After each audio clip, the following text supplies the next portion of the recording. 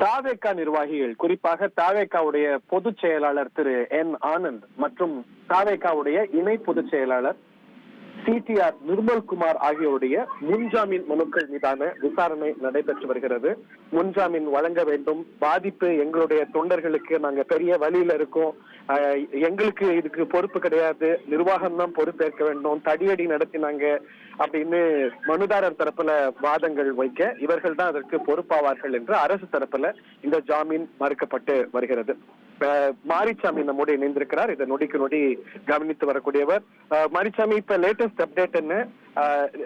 இவங்க தரப்புல நாங்க தான் விக்டிம்ஸ், எங்க தரப்புல தான் பாதிக்கப்பட்டிருக்கிறாங்க, எங்களுக்கு வலி வேதனை இருக்குன்னு சொல்ல, இவங்க இதற்கு பொறுப்புன்னு அரசு தரப்புல சொல்ல, இப்ப லேட்டஸ்ட் டெவலப்மெண்ட் என்ன? இப்ப ஏதாவது புதுசா அப்சர்வேஷன் வந்திருக்கா சார்? அந்த முன்ஜாமீன் வழக்கு விசாரணையில இப்ப என்ன சொல்றாங்கன்னா, ஷாருக் கான் வழக்கு, ஏற்கனவே ஷாருக் கான் வழக்குல நீதிபதி நிகில் ஒண்ணு சொல்லியிருக்காரு. ரயில்ல போன போது அவர் வருவதை அறிந்து மக்கள் கூடியதால் கூட்ட நெரிசல் ஏற்பட்டது, ஆனால் குற்ற வழக்கு பதியவில்லை.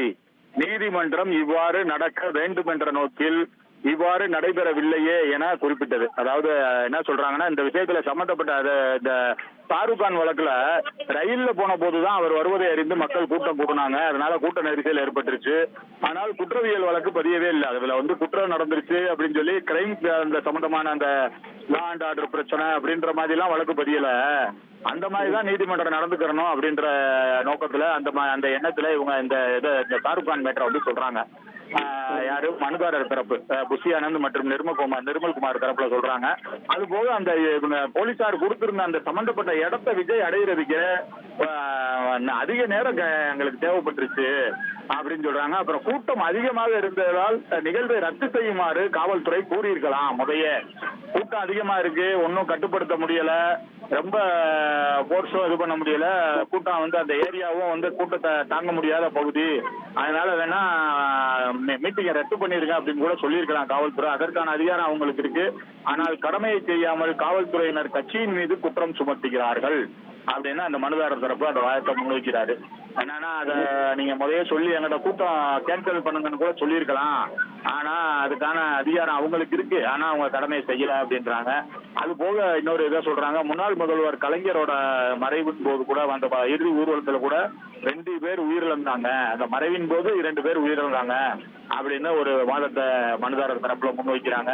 இதுக்கெல்லாம் அரசு தரப்புல இனிமே பதில் சொல்லுவாங்க, இல்ல ஜட்ஜஸ் வேற ஏதாவது முடிவு எடுக்கிறாங்களா அப்படின்றது தெரிய வரும். ஏன்னா இந்த நேர அப்டேட்ல இந்த ஷாருக் கான் மேட்டரை சொல்லியிருக்காங்க.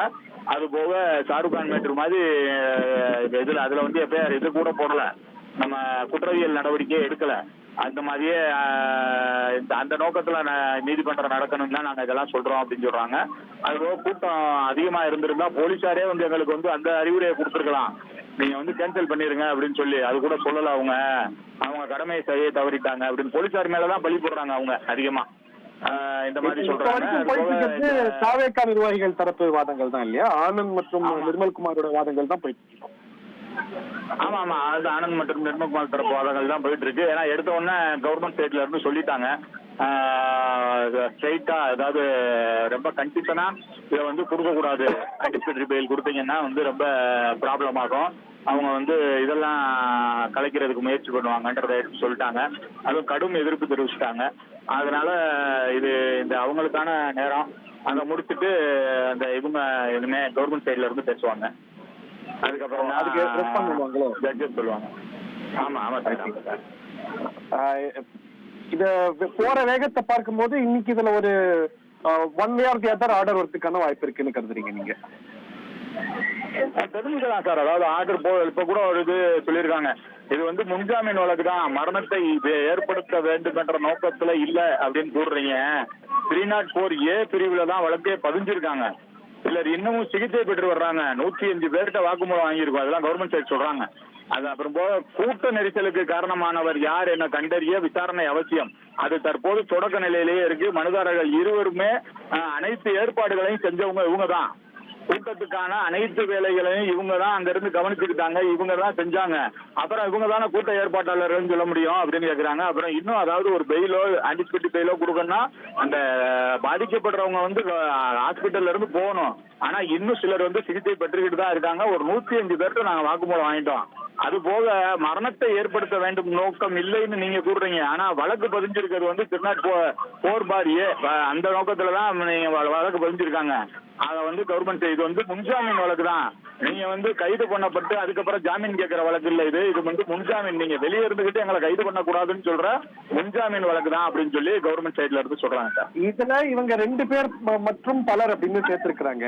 இதுல முக்கியமானதாக இவங்க 2 பேரும் தான் வந்து அனைத்து ஏற்பாடுகளையும் செஞ்சாங்கன்னு அரசு தரப்புல சொல்றாங்களோ? இவங்க 2 பேருக்கும் சொல்றாங்களோ? இல்ல இவங்க தரப்புல ஒரு வாதம் வைக்கும் போது சொல்லியிருந்தாங்க, அந்த மதியழகன் ஏற்பாட்டாளர்னு மதியழகனை அரெஸ்ட் பண்ணிட்டீங்க, அப்புறம் இவங்க மாநில பொறுப்புல இருக்கவங்கல்ல இவங்களை எப்படி நீங்க கொண்டு வரலாம்ன்ற மாதிரி அந்த நோக்கத்துலதான் அவங்க அந்த கேள்வியை வச்சது. அதுக்கு இவங்க பதில் சொல்றாங்க, இவங்க தான் அங்க இருந்து எல்லா வேலைகளுமே செஞ்சாங்க, அப்புறம் இவங்களை ஏற்பாட்டாளர்கள் சொல்லாம எப்படி சொல்ல முடியும் அப்படின்ற பதில இவங்க வைக்கிறாங்க. அவங்க கேட்டதுக்கான பதில்கள் எல்லாம் சொல்லணும். அந்த மாதிரி அந்த விதத்துல பேசும்போது இவங்க இந்த இதுக்கான பதில்களை சொல்றாங்க. இப்ப அரசு தரப்பு தன்னுடைய வாதங்களை வச்சு வருகிறது.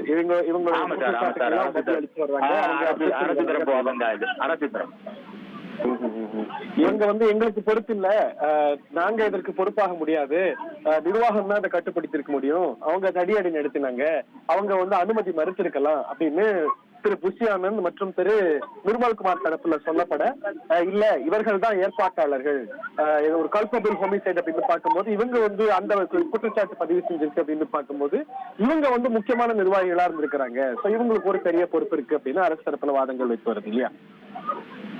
ஆமா சார், அதாவது அவங்க தரப்புல இருந்து இருந்தே சொல்லிக்கிட்டு வர்றது அதுதான். நாங்க போலீஸ் வந்து எங்களை வந்து கூப்பிட்டு சொல்லியிருக்கலாம், போலீஸ் வந்து இது மேல கொஞ்சம் அதிக இடம் கொடுத்துருக்கலாம், ஆனா பாலத்தின் வழியா அவங்க சொல்றாங்க, அதை வந்து நடைமுறையில பார்க்கும்போது அதை முழுவதுமாக எதிர்ப்பதற்கான அனைத்து இதையும் வந்து கவர்மெண்ட் சைட்ல இருந்து பேசுவாங்க. ஏன்னா வந்து கூட்டம் நாங்க பெர்மிஷன் கொடுக்குறோம், நீங்க தானே அந்த இடத்தெல்லாம் கண்காணிச்சிருக்கீங்க அப்படி இப்படின்னு அதுக்கான காட்சிகள் ஆவணங்கள் எல்லாம் கொண்டு வந்து போடுவாங்கன்னு நினைக்கிறேன்.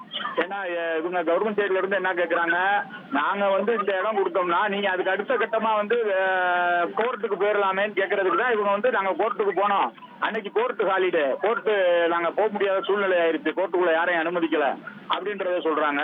அதனால நாங்க இங்கதான் நடத்த வேண்டிய சூழ்நிலைன்னு வந்துருச்சு. இந்த குறுகிய இடத்துல எவ்வளவு பேர் வந்தாலும் பார்க்கணும், ஆனா குறுகிய இடத்துல கூட்டம் அதிகமா வந்துருச்சுன்னு உடனே நீங்க வந்து எங்களை கூப்பிட்டு அறிவுரை சொன்னதா சொல்லி எஃப்ஐஆர்ல ஒரு வார்த்தை இருக்கு, அந்த அறிவுரை என்ன அறிவுரை சொன்னீங்கன்னே தெரியல அப்படின்னு கேக்குறாங்க.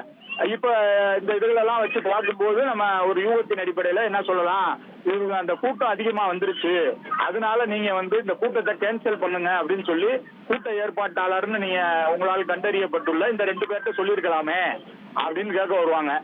அவங்க இல்ல நீங்க வந்து நாங்க போன் அடிச்சோம் அப்படி இப்படின்னு அவங்க அதற்கான பதில்களை கொடுப்பாங்க. இப்படிதான் போகும் இந்த வாதம், இவங்க பேசிக்கிட்டு இருக்க வாதம் வந்து. இதுல வந்து அது போக இப்ப ஒண்ணு வந்திருக்கு, அதாவது 41 பேரின் மரணத்தில் இவர்கள் தொடர்பு என்னவென்றால் 12 மணிக்கு கட்சித் தலைவர் வருவார் என இவர்களே அறிவித்திருக்கிறார்கள். அந்த விஜய் 12 மணிக்கெல்லாம் வருவாருன்னு சொல்லி சொன்னது கட்சிக்காரவங்க தான் அப்படின்னு சொல்றாரு. அப்படின்றத அரசு தரப்பு விளக்கமா எடுத்து சொல்லுது. ஆனால் அனுமதி 3 முதல் 10 மணி வரை தான் வழங்கப்பட்டுள்ளது அப்படின்னு நீதிபதியை கேட்கிறார். அனுமதியை 3 to 10 தானே வழங்கியிருக்காங்க, அவங்க எப்படி 12 மணிக்கு வருவாருன்னு சொன்னாங்க அப்படின்னு. 41 பேரின் உயிரிழப்புக்கு பொறுப்பான தகவல்கள், அதே எந்த பொறுப்பான தகவல் தான் இன்னும் அவங்க கொடுக்கல அப்படின்றாங்க. கவர்மெண்ட் சைட்ல இருந்து என்ன கேட்கறாங்க, பொறுப்பான 41 பேர் உயிரிழப்பு ஆயிடுச்சு, இதுக்கு வந்து கட்சி சார்பா ஏதாவது பொறுப்பான தகவல்களே கொடுக்கல, அது போக காவல்துறை என்ன நடவடிக்கை எடுத்ததுன்னு நீதிபதி கேள்வி எழுப்பிடுறாங்க. காவல்துறை இந்த விஷயமா என்னதான் நடவடிக்கை எடுத்திருக்கீங்க அப்படின்னு. ரோடு ஷோ நடத்த அனுமதி இல்லை என்றா, இல்லை, ஆனால் நடத்தினார்கள். ரோட் ஷோ நடத்துறதுக்கு அனுமதியே கொடுக்கல, நாங்க ரோட் ஷோ நடத்தக்கூடாதுன்னு தான் சொல்லியிருந்தோம், ஆனா அவங்க ரோட் ஷோ நடத்திட்டாங்க அப்படின்னு அரசு தரப்பு சொல்லுது. அவ்வாறெனில் நிகழ்ச்சியை ரத்து செய்திருக்கலாமே அப்படின்னு நீதிபதி கேட்டாரு. அதாவது அவ்வாறுனா அப்படி இருந்தா நீங்க நிகழ்ச்சி கேன்சல் சொல்லிடலாமே, ஆனா இது நடைமுறைக்கு ஒரு மாற்றம் தெரியல. ஏன்னா ஒரு 100 பேர் கூடின கூட்டத்தையே திடீர்னு கேன்சல் அப்படின்னா அது எப்படி இருக்கும் தெரியாது.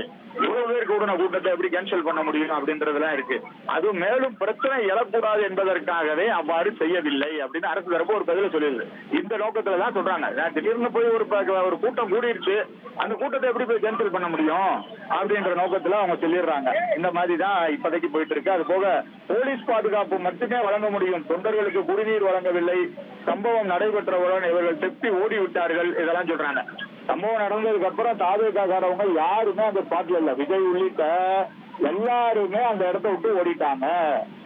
இது வந்து எந்த விதத்தில் நியாயம் அப்படின்றத வந்து நீதிபதிகள்கிட்ட வாதமாகவே வைக்கிறாங்க. போலீஸ் பாதுகாப்பு வழங்குச்சு, போலீஸ் பாதுகாப்பு தான் வழங்க முடியும், குடிநீர் வழங்கவில்லைன்னு சொல்றாங்க தொண்டர்கள். ரைட்டு ஒத்துக்குருவோம். சம்பவம் நடைபெற்ற உடனே இவங்க யாருமே அங்க இல்லையே, ஓடி விட்டார்களே அப்படின்னு அரசு தரப்புல அந்த வாதத்தை வைக்கிறாங்க. அதுவும் போக இந்த அவருக்கு சொன்ன மாதிரி மேலும் பிரச்சனை எழக்கூடாது என்பதற்காகவே அந்த கேன்சல் பண்ற இதே பண்ணல அப்படின்னு சொல்லி அதை ஒரு பிடிச் பண்ணி விட்டாங்க கவர்மெண்ட் சைட்ல இருந்து. இதே சொல்லிக்கிட்டு இருக்காங்க, ஏன்னா போலீஸ் தரப்புல தானே இதுதானே நடக்குதுன்னு சொல்லிட்டு இருக்காங்க அப்படின்ட்டு. அவங்க நாங்க சொல்லவே இல்லை, ஏன்னா சொன்னா வந்து பிரச்சனை ஆயிரும் அப்படின்னு சொல்லிட்டு சொல்லல அப்படின்ற மாதிரி முடிச்சு விட்டாங்க. அனுமதி இல்ல, ஆனா நடத்தினாங்க. ஆமா ஆமா, ரோட் ஷோ நடத்த நாங்க அனுமதி இல்லைன்னு சொல்லிட்டோம், ஆனா இவங்க நடத்துனது ரோட் ஷோ தான் அப்படின்றாங்க. அந்த இதை என்ன காரணத்தை சொல்லுவாங்கன்னா, வண்டி ஊர்ந்து தானே போகுது, அவருடைய வண்டி வாகனம், அது வந்து ரோட் ஷோ நடத்துன மாதிரி தானே ஆயிடுச்சு அப்படின்றத கொண்டு வருவாங்க அந்த இடத்துல. அதற்கான பதில எதிர்பார்ப்பாங்க, அதுக்கு என்ன சொல்றாங்க அப்படின்றத எதிர்பார்ப்பாங்க இவங்க. காரணமா ஒரு வாதங்கள் வைக்கப்பட சொல்லுங்க சொல்லுங்க. தொண்டர்கள் மீது போதிய கவனம் செலுத்தாமல், போதிய ஏற்பாடுகளை செய்யாமல் மக்களை கூட்டத்திற்கு அழைத்து வந்துவிட்டு தலைமறைவாவது ஏற்கத்தக்கதல்ல. அதாவது இவ்வளவு கூட்டத்தை கூட்டுறீங்க, அதுக்கு ஒரு சரியான ஏற்பாடு செய்யல, அவங்க மேல சரியான கவனம் செலுத்தாம மக்கள் கூட்டத்தை வச்சு நல்லா கூட விட்டுட்டு இப்படி தலைமறைவாயிட்டீங்களே, இது ஏற்கத்தக்கதல்ல அப்படின்னு கவர்மெண்ட் சைட்ல இருந்து அவங்களோட வாதத்தை முன்வைக்கிறாங்க. இதற்கு இடையில நீதிபதிகளும் கேட்கிறாங்க. திடீர்னு ஒரு கட்டத்துல நீதிபதிகள் முடிச்சு விடுறதுக்கான வாய்ப்புகள் இருக்கு. இனி செல்லும் இடமெல்லாம் செய்தி. தந்தி டிவியின் வாட்ஸ்அப் சேனலை ஃபாலோ பண்ணினா செல்ல இருக்கும் இடமெல்லாம் செய்தி. இதோ QR கோட், இப்பவே ஸ்கேன் பண்ணுங்க, ஃபாலோ பண்ணுங்க.